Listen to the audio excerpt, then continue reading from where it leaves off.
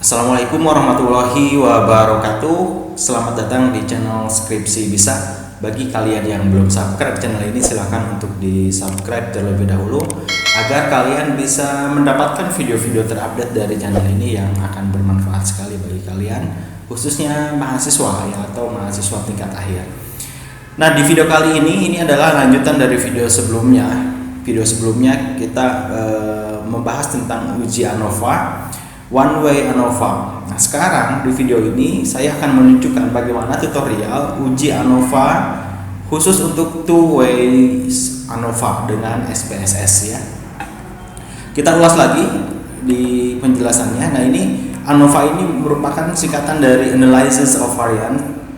Analysis of Variance ini adalah salah satu uji komparatif yang digunakan untuk menguji perbedaan rata-rata ya data lebih dari dua kelompok. Perbedaan antara analisis yang satu faktor atau yang disebut one way ANOVA dan analisis varian dua faktor atau yang disebut dengan two ways ANOVA ini adalah terletak pada sampel ya. Kalau yang satu ANOVA ini hanya terdiri dari atas satu kategori saja. Nah, di sini untuk yang two ways ini lebih dari kategori ini.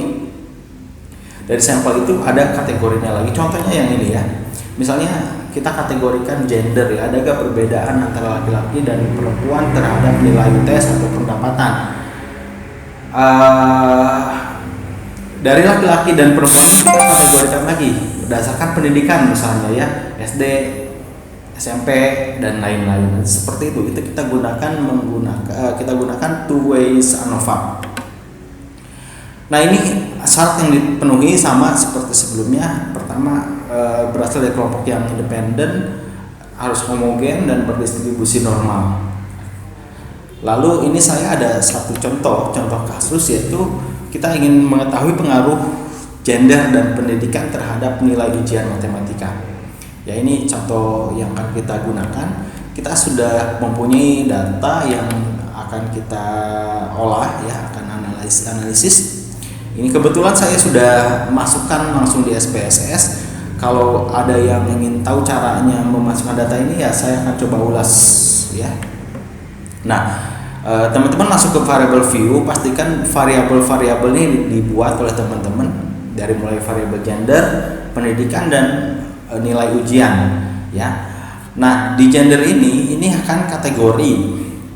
Misalnya kita buat kategori di values, satu untuk pria, dua untuk wanita. Teman-teman buat ini, lalu oke, dan bentuk atau ukuran datanya adalah nominal. Nah, begitupun dengan pendidikan, kita buatkan kategori. Ini contohnya adalah ada SMP, SMA dan perguruan tinggi. Nah, ini ya, ada agak perbedaannya ya. Kemudian nilai ujian ini biasa saja, kita gak perlu pakai values dan ukurannya adalah scale. Pastikan variabel ini teman-teman buat. Nah, ini datanya sudah saya masukkan ya. Kita akan mengetahui pengaruh gender dan pendidikan terhadap nilai ujian matematika. Setelah data dimasukkan, dipastikan dimasukkan ke sini. Kemudian teman-teman lakukan analisis, masuk ke menu analyze, lalu masuk ke general linear model ya. Kemudian klik univariate. Setelah muncul dialog seperti ini, kemudian untuk dependent variable kita masukkan variabel nilai ujian atau ujian. Nah, sisanya untuk gender ini masukkan ke fixed vectors dan pendidikan pun masuk ke fixed vector. Nah, untuk yang random factor dan covariate ini digunakan untuk analisis ANCOVA ya. Ini videonya sudah saya buatkan, teman-teman tinggal lihat saja. Nah, kalau yang two ways ANOVA kita hanya gunakan ini. Setelah ini dimasukkan, masuk ke plot. Nah, di plot ini faktor gender ini masukkan ke horizontal axis. Faktor pendidikan masuk ke separate lines. Nah, setelah itu dimasukkan, lalu klik add. Nah, Nah, sehingga akan ada interaksi begini ya, variabel gender dan pendidikan continue. Oke, setelah pilih continue akan kembali lagi ke dialog begini. Lalu teman-teman masuk ke post hoc. Nah, untuk post hoc ini teman-teman masukkan ke pendidikan ke post hoc test form. Pastikan to key kita pilih. Setelah ini selesai, kita continue. Kemudian teman-teman pilih option. Nah, di option ini masukkan gender, pendidikan, dan interaksi gender dan pendidikan. Setelah ini dipilih, keluarkan laporan yang akan digunakan oleh teman-teman, biasanya deskriptif ya. Kemudian homogeneity test. Oke. Nah, pastikan ini level of significance 0,05. Pilih continue. Nah, setelah ini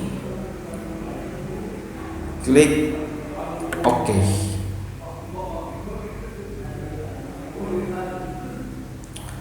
Oke, kita tunggu sebentar. Nah, ini output sudah keluar. Ya. Selanjutnya adalah kita akan menginterpretasikan maksud dari output SPSS yang kita lakukan di sini.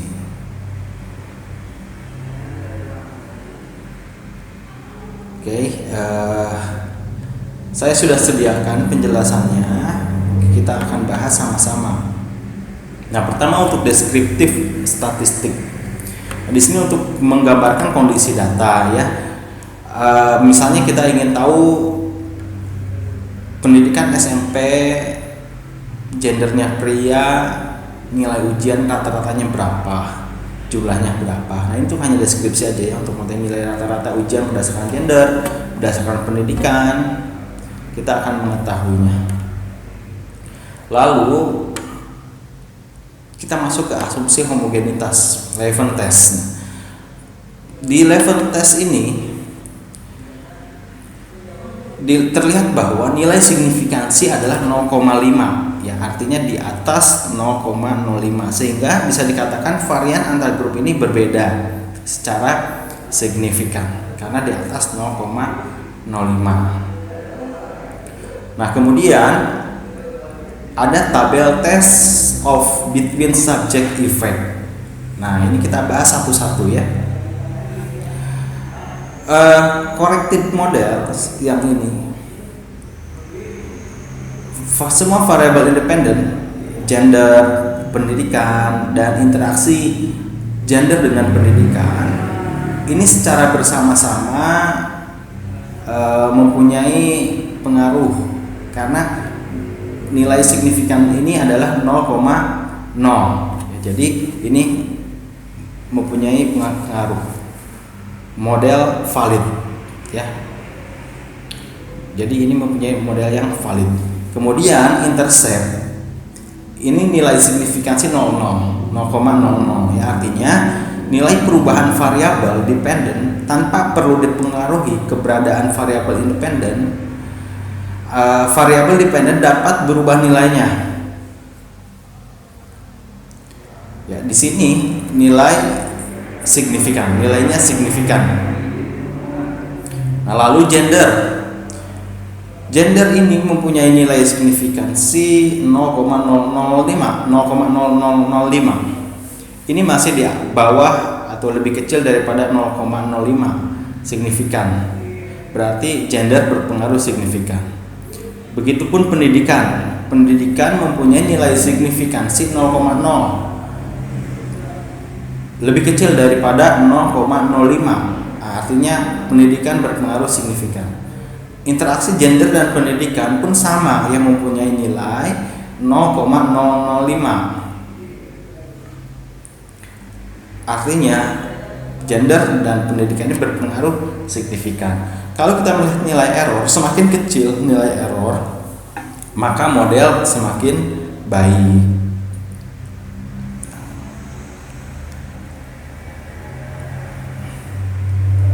Nah, R square nilai determinasi berganda semua variabel independen ya dengan dependen ini mempunyai nilai 0,6 mendekati 1, artinya mempunyai korelasi yang kuat. Ini kalau dilihat secara hubungan dan pengaruh dari variabel independen terhadap variabel dependen.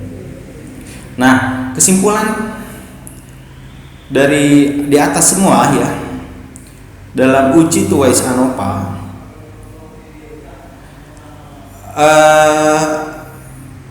semuanya menunjukkan nilai signifikan atau perbedaan atau menerima H1, maka uji ANOVA ini bisa dilanjutkan ke tahap selanjutnya, yaitu uji post hoc ya. Saat kita lihat nilai hasil uji F atau lihat yang ini semuanya signifikan, sehingga kita akan lanjutkan ke uji berikutnya, yaitu uji post hoc. Nah, kita lihat di uji post hoc ini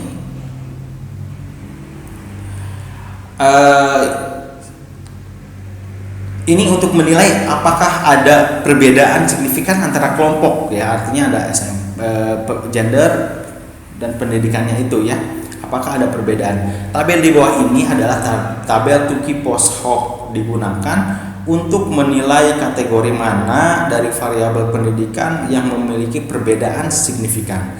Di video berikut sebelumnya saya memberikan tahu bahwa kalau ada tanda bintang seperti ini artinya ini terdapat perbedaan yang signifikan. Nah, di sini dari tabel ini semua ditandai oleh tanda bintang. Ya, semuanya ada perbedaan yang signifikan. Oke, ini cukup mudah. Nah, sementara diagram plot ini berguna untuk menilai apakah ada interaksi efek antar variabel.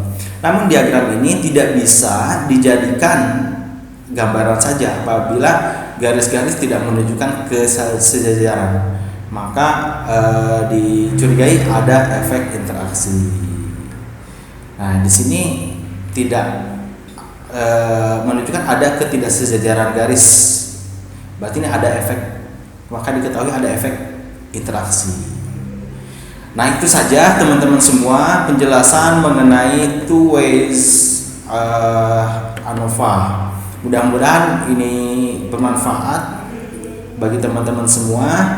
Jangan lupa subscribe yang belum subscribe. Terima kasih atas perhatiannya. Assalamualaikum warahmatullahi wabarakatuh.